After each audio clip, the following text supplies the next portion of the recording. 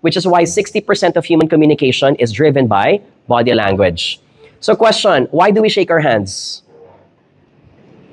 Why do we shake our hands? To connect, but your legs are longer. So, mas practical ang paa. You want to make a connection. It's easier to do that by kissing. But why hands? And the reason for that is because thousands and thousands of years ago, when we shook hands, we were implying that I come in peace. I don't have any weapon.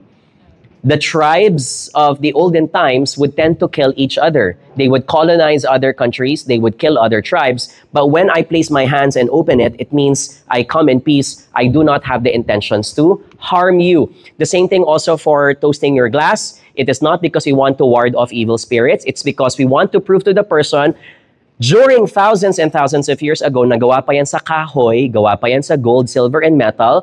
If you toast the glasses, the water or the liquid or the wine needs to pour over to the other vessel, proving that there is no poison. That's right.